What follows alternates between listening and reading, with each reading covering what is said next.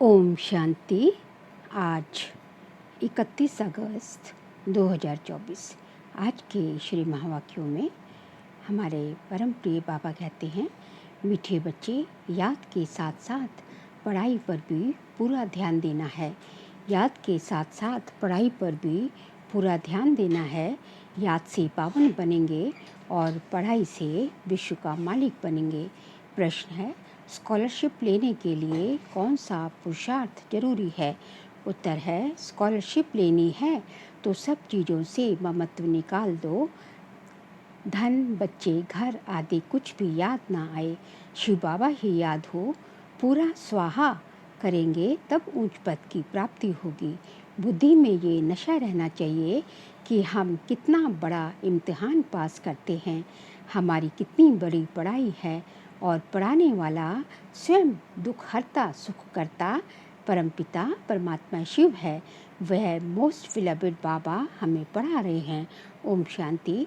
रूहानी बाप रूहानी बच्चों को समझाते हैं, पढ़ाते हैं, तो बच्चों को कितना फ़क्र होना चाहिए। पढ़ती तो आत्मा है ना, आत्मा संस्कार ले जाती है, शरीर तो राख हो जाता है। तो बाप बैठ बच्चों को पढ़ाते हैं, आत्माएं समझती हैं, हम पढ़ते हैं, योग सीखते हैं।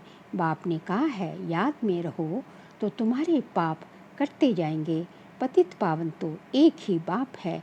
ब्रह्मा विष्णु शंकर को पतित पावन थोड़े ही कहेंगे, लक्ष्मी नारायण को भी नहीं कहेंगे। पतित पावन तो है ही एक, परमपिता परमात्मा शिव। सारी दुनिया को पावन बनाने वाला वह एक ही है, वह तुम्हारा पिता है।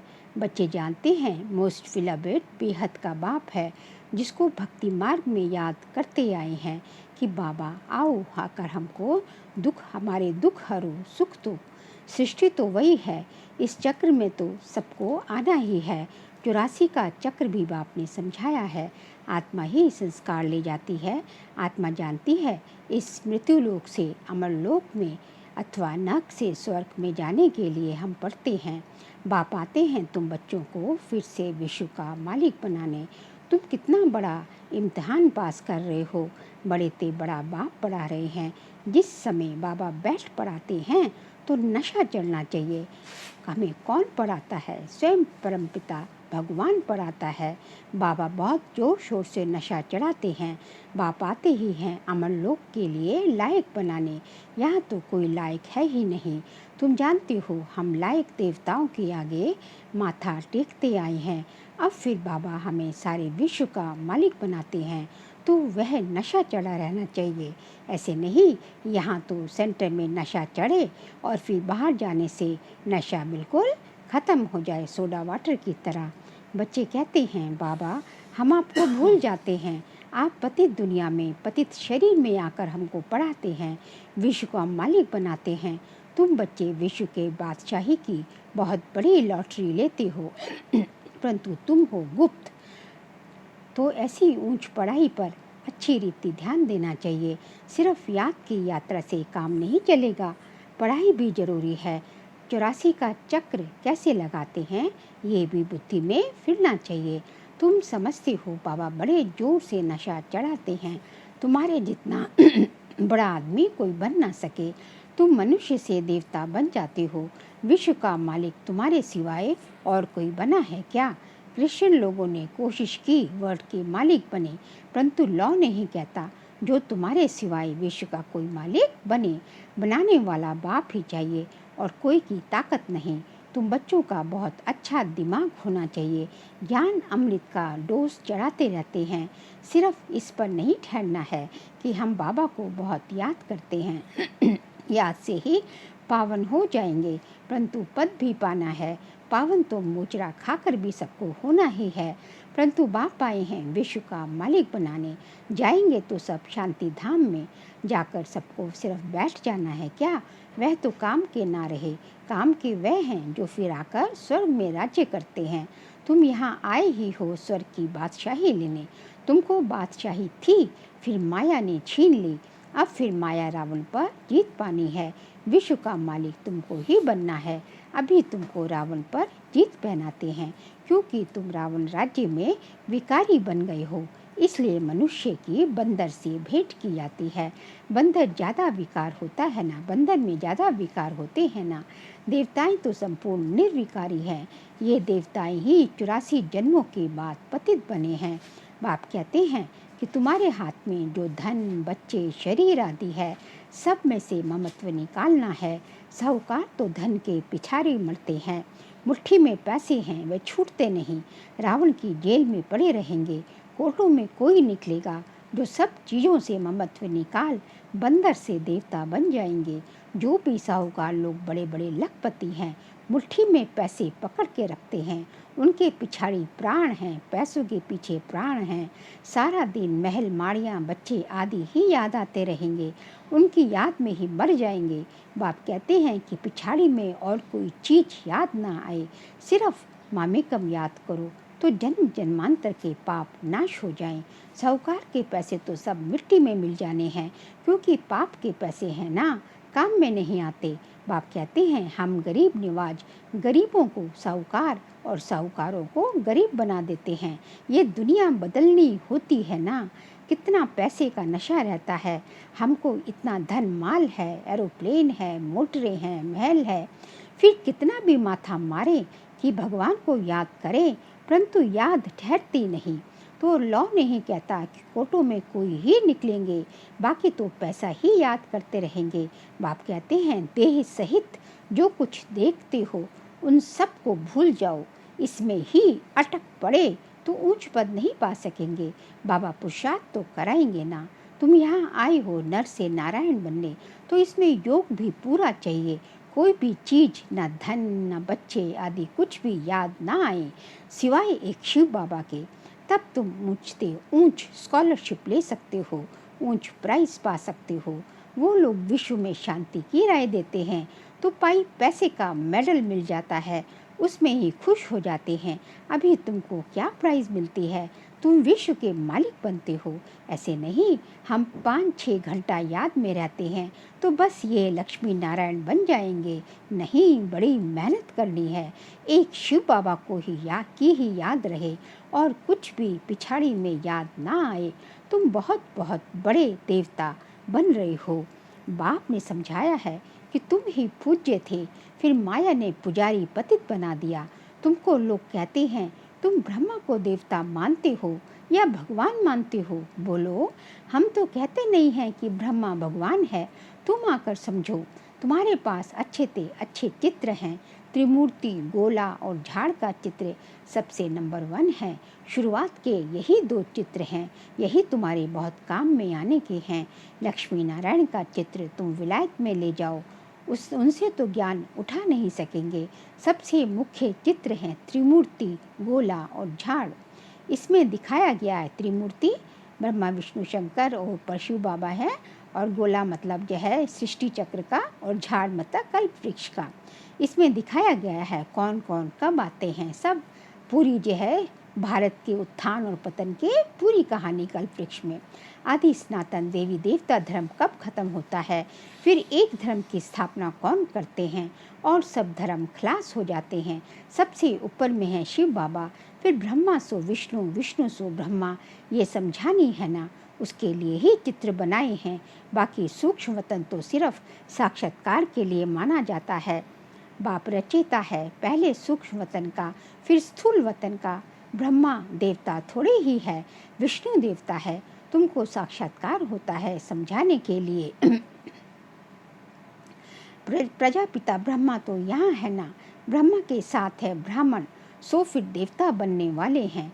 देवताएं तो सजे हुए रहते हैं, इनको फरिश्ता कहा जाता है। फरिश्ता बनकर फिर आकर देवता पद पाएंगे। ब्राह्मण सो फरिश्ता और फरिश्ता सो देवता। गर्भ महल में जन्म लेंगे। दुनिया बदलती रहती है, आगे चलकर तुम सब देखेंगे, अच्छे मजबूत होते जाएंगे। बाकी थोड़ा समय है। हाँ, तुम आए हो नर से नारायण बनने के लिए। फेल होते हैं तो प्रजा बन जाते हैं। सन्यासी आदि ये बातें समझ ना सके, गाते हैं राम राजा राम प्रजा, फिर यहाँ अधर्म की बातें हो, फिर वहाँ अधर्म की बातें हो कैसी सकती हैं। ये सब भक्ति मार्ग की बातें हैं, इसलिए गाया जाता है झूठी माया झूठी काया, झूठा सब संसार। माया 5 विकारों को कहा जाता है, ना कि धन को। धन को संपत्ति कहा जाता है। मनुष्यों को ये भी पता नहीं कि माया किसको कहा जाता है। ये बाप मीठे मीठे बच्चों को समझाते हैं। बाप कहते हैं, मैं परमात्मा तुमको अपने से भी ऊंच विश्व का मालिक बनाता हूँ। तुम पढ़ रहे हो, कितनी ऊंची कमाई है। मनुष्य से देवता किए करत ना लागी वार। देवताएं होते हैं सतयुग में, मनुष्य होते हैं कलयुग में। तुम अभी संगम पर बैठे हो, मनुष्य से देवता बन रहे हो। कितना सहज बताते हैं।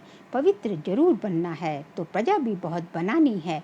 कल्प कल्प तुम इतनी प्रजा बनाते हो जितनी सतयुग में थी। सतयुग था, अब नहीं है, फिर होगा। ये लक्ष्मी नारायण विश्व के मालिक होंगे। चित्र तो है ना। बाप कहते हैं, ये ज्ञान तुमको अभी देता हूँ, फिर प्रायलोप हो जाता है। फिर द्वापर से भक्ति शुरू होती है, रावण राज्य आ जाता है। तुम विलायत में भी ये समझा सकते हो कि सृष्टि का चक्र कैसे फिरता है। लक्ष्मी नारायण के चित्र से और धर्म वालों का तो कनेक्शन है ना है। लक्ष्मी नारायण के चित्र से तो और धर्म वालों का तो कनेक्शन है नहीं। इसलिए बाबा कहते हैं, ये त्रिमूर्ति और झाड़ है मुख्य चित्र। ये बहुत फर्स्ट क्लास हैं। झाड़ और गोले से समझ जाएंगे ये धर्म कब आएंगे, क्राइस्ट कब आएगा। आधा में है वह सब धर्म, बाकी आधा में है तुम सूर्यवंशी और चंद्रवंशी। 5000 वर्ष का खेल है। ज्ञान भक्ति और वैराग्य। ज्ञान है दिन, भक्ति है रात, फिर बेहद का वैराग्य होता है। तुम जानते हो ये पुरानी दुनिया खलास हो जानी है, तो इनको भूल जाना है। पतित पावन कौन है ये भी सिद्ध करना है। दिन रात गाते रहते हैं पतित पावन सीताराम। गांधी भी गीता पढ़ते थे, वह भी ऐसे गाते थे, हे पतित पावन सीताओं के राम। क्योंकि तुम सब सीताएं ब्राइड्स हो ना, बाप है ब्राइड ग्रूम। फिर कह देते रघुपति राघव राजा राम। अब वह त्रेता का राजा है, सारी बात ही मुझा दी है। सब ताली बजाते रहते हैं। हम भी गाते थे, 1 वर्ष खादी का कपड़ा आदि पहना। बाप बैठ समझाते हैं कि ये भी गांधी का फॉलोवर बना था। इसने तो सब कुछ अनुभव किया है। फर्स्ट सो लास्ट बन गया। अब ब्रह्मा बाबा की बात हो रही है, अब फिर फर्स्ट बनेगा। तुमको कहते हैं जहाँ तहाँ ब्रह्मा को बिठाया है, ये भी समझाना चाहिए। अरे झाड़ के ऊपर खड़ा है, कितना क्लियर है। ये तो पतित दुनिया के अंत में खड़ा है। श्री कृष्ण को भी ऊपर में दिखाया है। 2 बिल्ले लड़ते हैं, मक्खन श्री कृष्ण खा लेते हैं।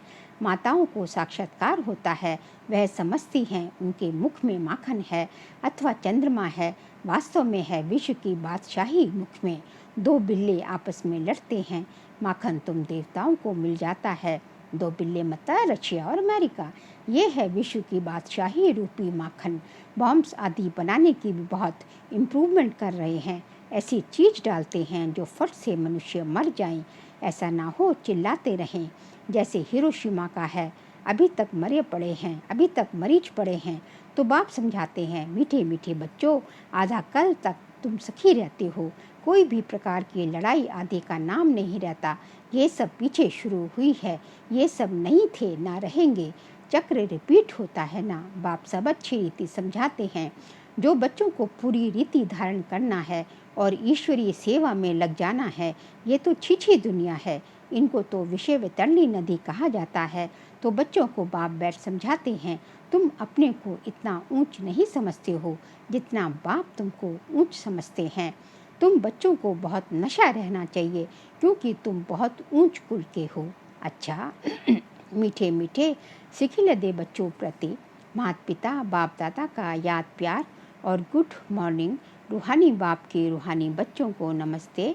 हम रूहानी बच्चों की रूहानी बाप दादा को नमस्ते नमस्ते नमस्ते। सार के लिए पॉइंट्स हैं। अपने दिमाग को अच्छा बनाने के लिए रोज ज्ञान अमृत का डोज चढ़ाना है। याद के साथ साथ पढ़ाई पर भी पूरा ध्यान अवश्य देना है, क्योंकि पढ़ाई से ही ऊंच पद मिलता है। सेकंड पॉइंट, हम ऊंचते ऊंच कुल के हैं, स्वयं भगवान हमें पढ़ाता है। इसी नशे में रहना है, ज्ञान धारण कर ईश्वरीय सेवा में लग जाना है। आज का बाबा का वरदान है, संतुष्टता की विशेषता द्वारा हर कड़े पेपर में भी सफल होने वाले दृढ़ता संपन्न भव। संतुष्टता की विशेषता द्वारा हर कड़े पेपर में भी सफल होने वाले दृढ़ता संपन्न भव। संतुष्टता ब्राह्मणों का विशेष लक्षण है। जो भी पाठ मिला है उसमें संतुष्ट रहना ही आगे बढ़ना है। कुछ भी नीचे ऊपर हो जाए, कोई इंसल्ट भी कर दे, लेकिन दाता के बच्चे कभी किसी बात में असंतुष्ट नहीं हो सकते। वे स्वयं से भी संतुष्ट और औरों से भी संतुष्ट होंगे। इसके लिए दृढ़ता संपन्न संकल्प करो कि कितना भी कड़ा पेपर आ जाए, लेकिन मुझे संतुष्ट रहना ही है, तो सफल होते रहेंगे। स्लोगन है, खुशनुमा वह है जिसके दिल में सदा खुशी का सूर्य उदय रहता है।